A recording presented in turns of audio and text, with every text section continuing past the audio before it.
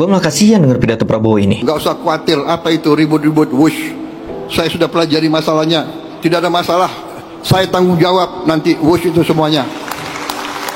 Wush itu semua public transport di seluruh dunia itu jangan dihitung untung rugi enggak, hitung manfaat enggak untuk rakyat. Di seluruh dunia begitu.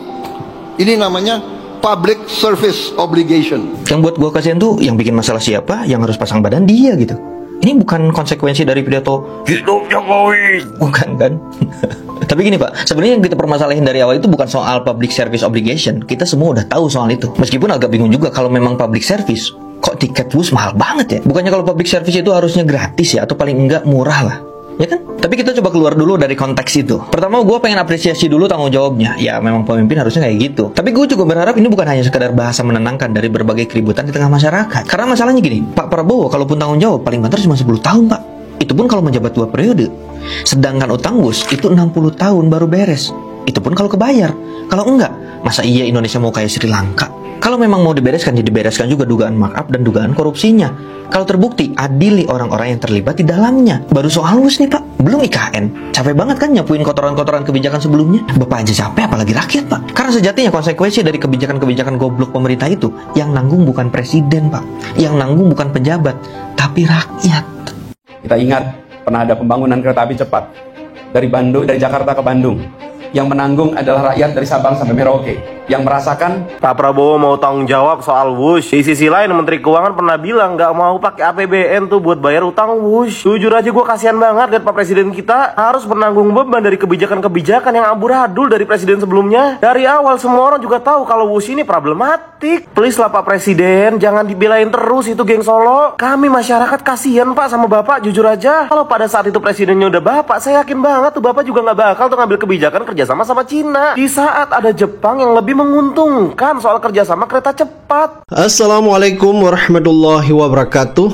Nah, akhirnya Prabowo memberi statement bahwa akan bertanggung jawab terhadap utang WUS. Yang sebelumnya Menteri Keuangan Purbaya ya menolak untuk membayar utang WUS pakai dana APBN, tetapi Prabowo malah memberi statement untuk bertanggung jawab terhadap proyek WUS ini. Artinya pemerintah ya setiap tahun harus membayar utang WUS 1-2 triliun. Jadi menurut Said Didu ya di akun X-nya menulis, sepertinya taring mengku Pak Purbaya untuk melakukan pembersihan mulai dicabut dan akan kembali ke setelan pabrik geng SOP.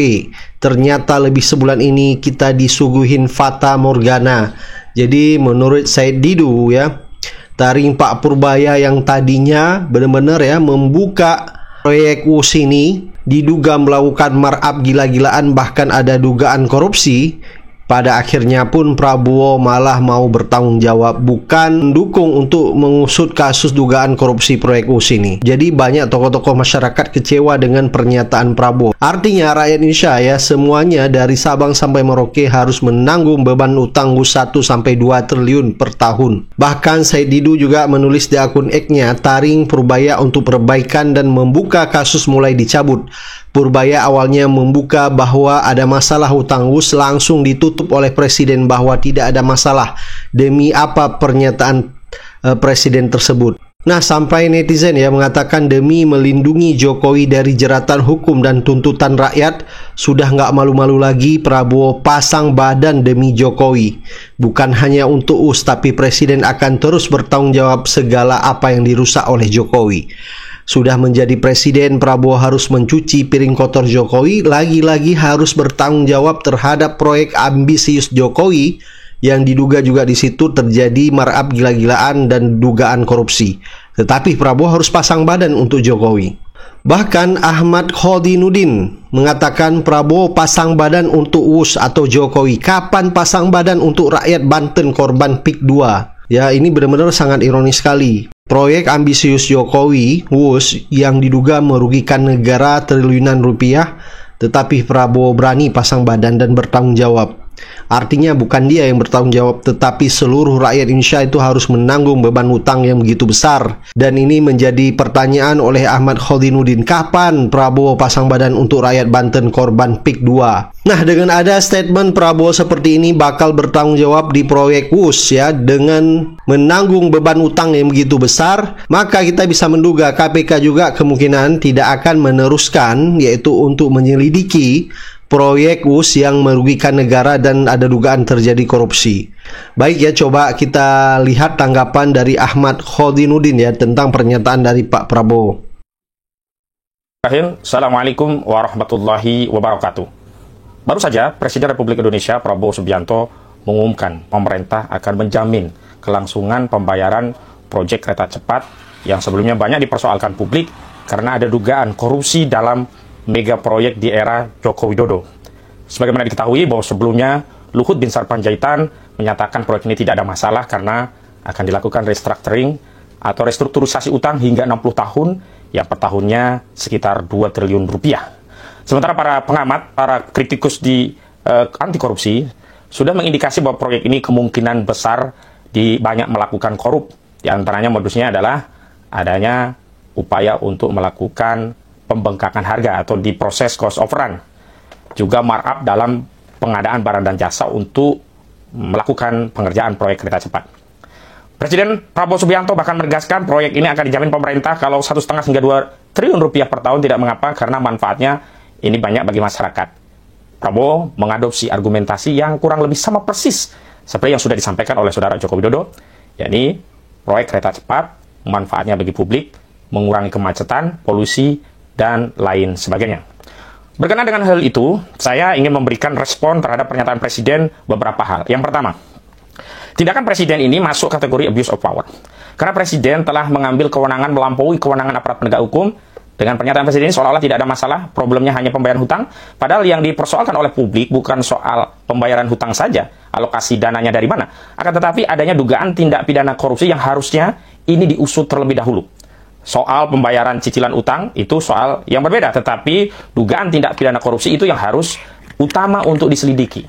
Padahal KPK telah mengumumkan menyelidiki kasus ini.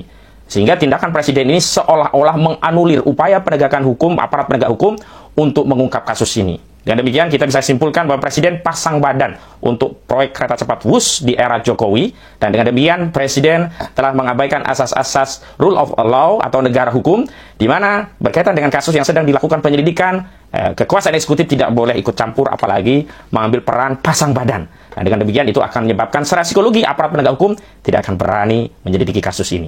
Dan kuat dugaan saya, sebentar lagi KPK juga akan mengumumkan penyelidikan kasus ini dihentikan karena tidak ditemukan unsur tindak pidana korupsi. Yang kedua, secara material memang persoalannya sekali lagi bukan soal 120 triliun atau 112 triliun atau 118 triliun dengan kurs rupiah yang beragam yang akan dibayar apakah 60 tahun atau lebih. Tapi soalannya adalah adanya dugaan tindak pidana korupsi berupa penyalahgunaan kewenangan atau perbuatan melawan hukum, atau adanya gratifikasi, perbuatan melawan hukum atau tindakan menyalahgunakan kewenangan itu diantaranya dugaan markup dalam melaksanakan proyek kereta cepat sejak perencanaan hingga eksekusi. Dan ini harusnya didorong oleh Presiden untuk dilakukan proses penyelidikan secara menyeluruh. Audit kinerja dan hukum dilakukan oleh Inspektorat dan juga Komisi Pemberantasan Korupsi. Audit keuangan dilakukan oleh Badan Pemeriksa Keuangan. Itulah yang harus dilakukan oleh Presiden, bukan kemudian pasang badan untuk proyek ini. Ketiga, kita ketahui bahwa unsur penyalahgunaan kewenangan itu sudah dapat diduga dilakukan oleh Saudara Joko Widodo karena sebelumnya proyek ini adalah proyek business to business. Di 2015, Jokowi juga menegaskan bahwa proyek ini adalah business to business, tidak akan mengganggu APBN atau uang rakyat.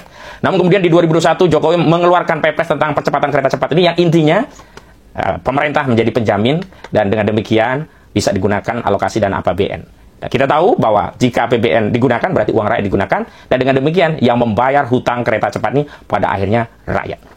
Yang keempat, proyek kereta cepat ini tidak bisa disimplikasi bahwa setiap proyek itu yang untuk kepentingan publik selalu dianggap tidak boleh untung atau rugi pun tidak mengapa. Karena proyek ini dikerjakan oleh BUMN, salah satunya adalah PT Kereta Api Indonesia. Dan BUMN itu adalah badan usaha milik negara yang tujuan usahanya adalah memperoleh laba. Jadi BUMN itu diaudit per tahun akan memberikan dividen bagi pemasukan keuangan negara. Jadi salah satu sumber pemasukan APBN kita itu adalah dividen dari BUMN. Dan ketika BUMN itu merugi, negara juga menanggungnya dengan kembali mengincas modal negara melalui proses penyertaan modal negara. Artinya, kalau BUMN itu didesain tidak untung, ya sudah bubarin saja seluruh BUMN. Kenapa kita membiayai badan usaha yang ujung-ujungnya akan merugikan negara, yang ujung-ujungnya akan ditanggung generasi kita hingga 60 tahun ke depan? Yang kelima, saya kira persoalan yang paling penting bahwa hari ini Presiden Saudara Prabowo Subianto justru hadir pasang badan untuk kasus-kasus yang melibatkan oligarki, termasuk melibatkan Presiden Joko Widodo sebelumnya. Namun Presiden nyaris tak hadir bersama rakyatnya. Presiden nyaris tak hadir di proyek PIK 2 yang merampas tanah rakyat, bahkan merampas tanah negara. Presiden tak pernah bicara sepatah kata pun terkait proyek oligarki PIK 2 milik Antoni Salim dan Aguan yang telah menyengsarakan rakyat Banten. Juga proyek PSN lainnya yang modus operandi PSN ini adalah cara bagi oligarki untuk meminjam kekuasaan negara dalam rangka memperoleh lapak bisnis berupa tanah atau lahan-lahan dengan murah untuk menguntungkan bisnis mereka. Pertanyaan kami, jika Presiden tidak hadir untuk melindungi rakyatnya, bahkan Presiden melindungi oligarki, lalu akan kemana rakyat ini meminta perlindungan dan pertolongan? Rakyat ini sudah seperti yatim, seperti anak ayam yang kehilangan induknya. Di proyek PIK 2, kami melihat keputusan tentang penghapusan PSN PIK 2 itu tidak diindahkan oleh oligarki PIK 2. Proyek jalan terus, reklamasi jalan terus, perampasan tanah rakyat jalan terus. Jadi sekali lagi saya ingin menegaskan bahwa Presiden telah pasang badan untuk proyek BUS, namun Presiden absen, lalai dari melindungi rakyat Banten dan seluruh rakyat Indonesia dari korban perampasan tanah yang dilakukan oleh oligarki-oligarki di Republik ini. Demikian, Assalamualaikum warahmatullahi wabarakatuh. Dari mana uang itu? Uang itu dari uang rakyat. Assalamualaikum warahmatullahi wabarakatuh. Pidatonya menggebu-gebu banget Pak ya. Justru pidato Bapak ini justru membingungkan Menteri Bapak sendiri, Pak Purbaya. Kemarin Pak Purbaya menyatakan menolak ya, membayar itu proyek kereta Wus yang memakai APBN. Karena udah jelas proyek kereta api itu adalah bisnis to bisnis, kata Luhut ya. Kata Pak Luhutnya itu bisnis to bisnis, bukan mengatasnamakan negara di awal. Tapi begitu di akhir kenapa harus pakai APBN? Sekarang Bapak seolah ingin apa ya, blunder sendiri sih. Kalau menurut saya blunder, Pak Presidennya blunder. Di satu sisi menterinya suruh bekerja secara bagus dan melakukan hal-hal yang membela rakyat. Tapi nyatanya Bapak Presiden sendiri menyatakan akan bertanggung jawab. Tapi terakhirnya yang nggak enak Pak, ya kan? Membebankan sama rakyat juga ya kan Pak? Oke lah, suatu negara untuk kemajuan negara oke. Ya, Bapak bilang untuk seluruh ya dipergunakan untuk rakyat. Tapi apakah proyek itu, kereta Wus itu dinikmati oleh seluruh rakyat Indonesia Pak? Yang jadi pertanyaan.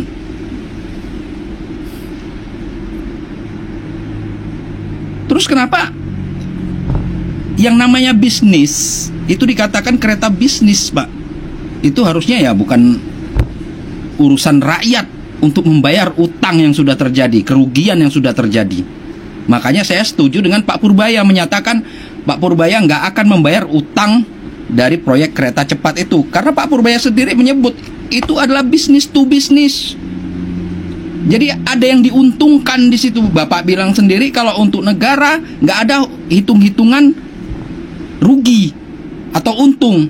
Terus kalau nggak ada perhitungan rugi dan untung, kerusakan yang terjadi itu akan mengambil dana dari mana Pak? Dari rakyat yang nggak pernah menggunakan kereta Wus, dengan hasil pajak rakyat yang nggak pernah menikmati itu kereta. Jangankan untuk menaikinnya, melihat hanya di layar televisi Pak.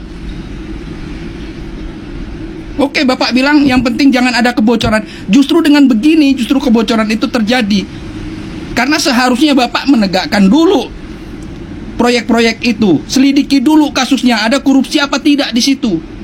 Secara terbuka, kalau ada tentukan siapa pelakunya yang merugikan. Karena itu udah merugikan uang negara. Sampai utang begitu banyak sekarang ini. Tapi dengan mudah Bapak menyebut, saya sebagai presiden akan bertanggung jawab. Tapi ujungnya apa yang Bapak katakan? Rakyat juga yang kena Pak. Rakyat yang tidak pernah menikmati apa itu kereta Wus. Kita hanya ingin dipandang oleh dunia bahwa Indonesia itu maju dengan adanya kereta cepat. Tapi Bapak di lain sisi tidak mengindahkan apa yang dirasakan masyarakat kecil dengan kenaikan-kenaikan pajak. Sementara rakyat gak seluruhnya bisa menikmati itu kereta. Tapi dengan bangga Bapak mengatakan itu tanggung jawab saya. Saya curiga Bapak seolah-olah ada yang dilindungi dari kasus-kasus seperti ini. Harusnya kan kerahkan kejaksaan untuk menyelidiki apakah di kasus ini sehingga merugikan uang negara, ada korupsinya apa tidak. Kalau gini kan akhirnya Pak Purbaya yang bingung kan. Pak Purbaya bingung sendiri dengan keputusan yang Bapak ucapkan seperti ini. Jadi di suatu sisi Pak Purbaya ingin menjalankan tugas dengan benar, tapi di sisi lain Bapak justru menutupin kesalahan yang ada di proyek tersebut, Pak. Miris aja kayak saya lihat seperti ini. Sikit-sikit Bapak mengatasnamakan rakyat. Sampai proyek WUS saja Bapak bilang tanggung jawab negara. Untuk menutupin kerugian, yaitu dengan uang pajak rakyat. Sementara rakyat kecil gak pernah menikmatin dari apa yang sudah dibuat oleh negara yang kebijakan yang telah lampau, yaitu Pak Jokowi. Sementara menteri di masa itu sudah mengatakan bahwa proyek ini gak bisa diteruskan, tapi Jokowi tetap kekeh ingin melakukan itu, sehingga sekarang semua rakyat harus nanggung gitu, Pak. Miris banget. Jadi kadang-kadang saya sebagai rakyat kecil juga bingung atas kebijakan yang Bapak buat seperti ini. Di satu sisi kemarin Pak Purbaya sudah melakukan tindakan yang bagus, tapi dengan mendengar pidato Bapak yang seperti ini, saya yakin Pak Purbaya sendiri bingung dengan tingkah Anda ini, Pak. Gimana harus bekerjanya Pak Purbaya kalau seperti ini? Tapi yang jelas imbasnya, ya, tetap aja rakyat kecil yang kena, Pak. Bapak nggak lihat di pedesaan gimana jalan-jalan yang seharusnya mereka lalui tiap hari, berlobang, lumpur. Tapi Bapak malah mementingkan kereta WUS yang tidak seluruh rakyat bisa menikmatin.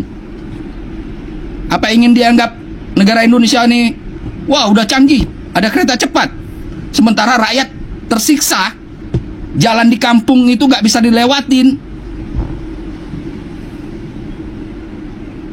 Sedih. Jadi sama aja dengan anggota DPR kemarin, kebijakannya apa dibilang? Bahwa tunjangan, ya, tunjangan untuk perumahan dihapuskan. Tapi di sisi lain dana reses dinaikkan. Yang dulunya hanya 400 juta, sekarang jadi 702 juta. Apa itu tidak pembodohan untuk rakyat? Sama dengan yang Bapak katakan. Jadi sama-sama bullshit semua pemerintah.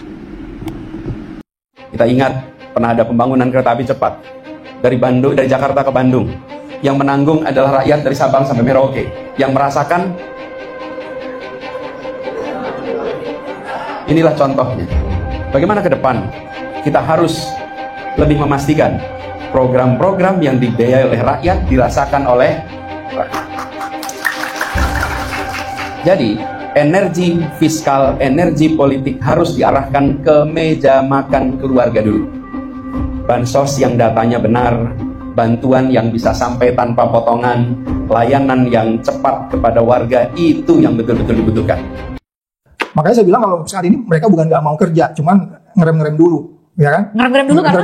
Ngerem-ngerem dulu karena direm sama orang lain atau juga nggak tahu gitu ya. Kenapa KPK? Ada apa dengan kasus ini sehingga malah mendorong-dorong orang lain untuk laporin aja ke kita? Nah itu dia nggak paham teori gitu. Kan saya bilang tadi, korupsi itu Anda kalau nggak transparan, gue mesti curiga, mau. Lu nggak akuntabel, lu konflik of interest, itu di belakangnya pasti ada korupsi berikutnya gitu. Jadi kalau prosesnya sudah menarik mata dari 0,1 menuju 2%, terus kemudian ada research yang sudah hampir 5.000 halaman, dilakukan 4 tahun, dikalahkan sama riset yang kurang 4 bulan, kemudian ada rekomendasi dari BCG Amerika konsultan, cuma 3 lembar. Ini anomali yang kamu bilang tadi, Pris. Praduga bersalah aja dulu. Oh iya dong, ini dugaan, sampai kita bisa buktikan nanti kerugian negaranya kan. Karena orang bilang ini udah busuk. Siapa yang bikin busuk? Sejak kapan busuk? Itu kan kalau kita lihat dari hari pertama, katakan aja kita ambil dari Pak SBY ya. SBY punya ide itu 2011 something itu. Kemudian JICA bekerja sampai sekitar 2014, 2015 dia mereka mengeluarkan hasil penelitiannya. Kemudian di situ terjadi pembusukan yang dia bilang tahun 2000 berapa. Nah ini maksud saya, ini kan potongan-potongan yang memungkinkan kita selalu bertanya, apa KPK ragu di situ? Mereka belum terbiasa yang gitu-gitu. Nah perkara proyek strategis nasional ini juga kan tidak hanya BUS, ada IKN misalnya, atau Ibu Kota Nusantara ya, ada juga proyek ke PIK 2 misalnya. Ada banyak proyek-proyek strategis nasional yang sebetulnya di masa pemerintahan periode kedua Jokowi itu perlu dibongkar. Kereta Wus itu dibuat harusnya untuk kepentingan rakyat banyak, bukan demi kepentingan elit, lalu demi kepentingan kebanggaan, bukan itu. Nah, perkara proyek strategis nasional ini juga kan tidak hanya Wus, ada IKN misalnya, atau Ibu Kota Nusantara ya, ada juga ada proyek PIK 2 misalnya. Ada banyak proyek-proyek strategis nasional yang sebetulnya di masa pemerintahan periode kedua Jokowi itu perlu dibongkar. Kayak IKN? Iya, termasuk IKN. Buru-buru sekali kan? Menurut saya iya, karena bayangkan menghabiskan dana sekitar 600 triliun ya, kurang lebih.